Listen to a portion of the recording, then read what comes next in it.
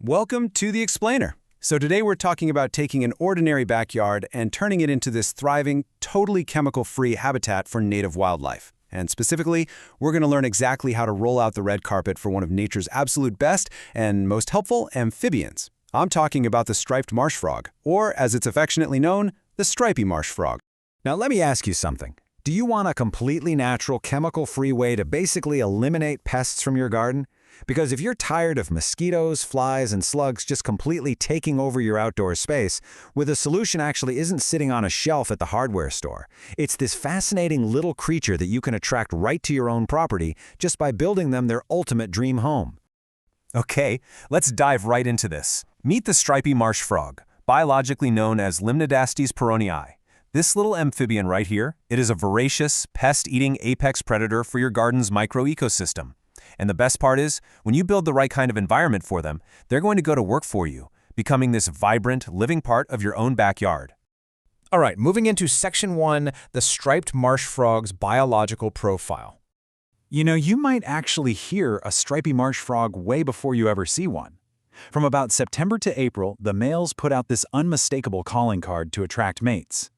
It's this loud, sharp talk or wuck sound. People often describe it as sounding exactly like a tennis racket hitting a ball, or maybe a hammer striking an anvil. If you hear that specific sound echoing from your garden, well, congratulations, you've officially got a resident pest controller. Now, what's really interesting about this slide is looking at their anatomy.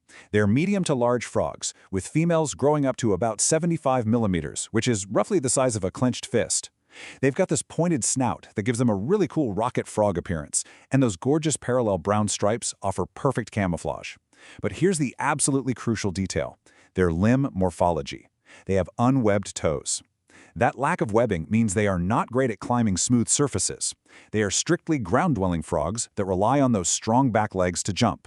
And keep that in mind, because this one anatomical fact is going to heavily dictate exactly how we design our garden pond a little bit later on. On to Section 2, diet and life cycle. Let's look at their fuel and reproduction. As juveniles, they're pretty much just grazing on aquatic plants, but once they mature, stripy marsh frogs are aggressive carnivores. They will absolutely gorge on mosquitoes and their larvae, houseflies, blowflies, crickets, cockroaches, slugs, snails, and beetles. Honestly, they're even known to eat smaller frogs. They'll consume basically anything that moves and fits into their mouths, which makes them the ultimate natural pest controllers for your property. When it comes to reproduction, the female stripy marsh frog has this incredibly unique strategy. She actually whips up a floating foam nest using mucus and her back legs, and then lays her dark eggs right inside it. It literally looks like beaten egg whites sprinkled with black pepper. It's wild. But this foam raft is totally ingenious, because it protects those delicate eggs from drying out in the sun, and it perfectly hides them from a lot of aquatic predators. Let's move to the timeline and see how this builds across a full year. It all kicks off in the spring and summer with that loud talk mating call. Just days later, those foamy eggs hatch. Then, for the next 7 to 10 months, you're going to have these dark, bottom-dwelling tadpoles just grazing away on algae in your pond. By the 1-year mark, the magic happens. They undergo metamorphosis, grow legs, lose their tails, and emerge as fully formed adult frogs ready to hunt. Okay, jumping into Section 3, designing the pond. Time to build some aquatic real estate. So here are the practical DIY steps for actually constructing your pond. First up, you've got to dig varying depths. You want shallow areas so the water warms up, but also deep areas, at least 30 to 50 centimeters down, to keep the water nice and cool during those hot summer months. Next, cover the bottom with clean river sand and pebbles to anchor your plants. Now step 3 is literally life or death. Remember those unwebbed toes we talked about? You absolutely must create gently sloping edges using rocks or logs. If you put in steep, slippery pond walls, these ground-dwelling frogs are going to get trapped and drown. Finally, fill the whole thing up with rainwater. Or if you really have to use tap water, let it sit out in direct sunlight for 5 to 7 days so the harmful chlorine can break down completely. And this brilliantly illustrates the stark difference between what we want and what we definitely do not want. Over on the left, you see a healthy, heterogeneous wetland. It's beautiful, but it's messy, right? It's packed with logs, thick leaf litter, and sheltering plants. Now look at the right, a bare, sterile puddle in the middle of a totally exposed lawn. Frogs will avoid that sterile puddle at all costs because it offers zero protection from the hot sun or hungry predators like birds. Basically, you've got to embrace the messiness. Let's move to Section 4, the native plant palette. Think of this as the interior decorating phase. Effective frogscaping really requires a multi-layered zonal approach. Down in the submerged zone, you're going to want native water lilies for oxygenation and to give those tadpoles some much-needed shelter. In the emergent zone, so the shallow water, plant things like tall sedge and tassel ropebush. This is exactly where the females are going to attach those foamy egg nests.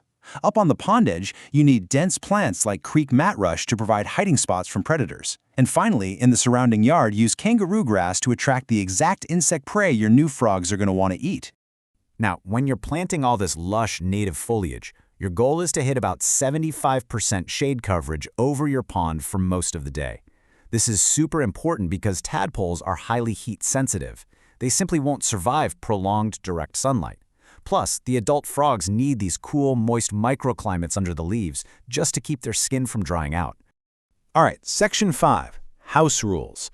Let's quickly cover frog safety. Here we have a really clear contrast. On the left are their absolute must-haves: still unpolluted water, thick leaf litter, native plants, and plenty of shade. Simple enough. But on the right are the deadly hazards: chemicals of literally any kind, steep slippery walls, invasive exotic fish which will absolutely eat their tadpoles, and direct baking sunlight. So the crucial point here is that frogs are extremely sensitive bioindicators. They absorb water and oxygen directly through their skin. That means zero chemical use in your yard is completely non-negotiable. Even just a tiny bit of pesticide runoff will do serious harm. Now, to naturally boost their food supply, you can actually install a little solar light near the pond to draw in tasty moths at dusk. If you happen to live in an area with invasive cane toads, you'll need to plant very dense vegetation buffers to block them out. And for extra mosquito control in the water, only use small native fish like Pacific blue eyes or Australian smelt. Please don't use exotic pet store fish because they'll just gobble up your frog eggs. Now you might be sitting there wondering, okay, once I've built all this, where do I actually go to buy the frogs? And the answer is, you don't. You should never illegally relocate tadpoles or frog spawn from another area. Moving frogs around like that spreads devastating fungal diseases like the chytrid fungus. The golden rule here is simply, if you build it, they will come. Stripy marsh frogs are incredible pioneer species. If you provide the right native habitat and clean water, the local frogs will naturally find it and move right in on their own. I want to leave you with this final thought to chew on. When you go out and dig a simple pond and plant some native sedges, you weren't just decorating your garden. You are actively acting as a steward for biodiversity. How will your backyard pond connect to the broader ecosystem and create a vital corridor for Australia's native wildlife? By welcoming the stripy marsh frog, you're quite literally restoring a piece of the natural world right outside your back door. Thanks for joining me on this explainer, and hey, happy frogscaping!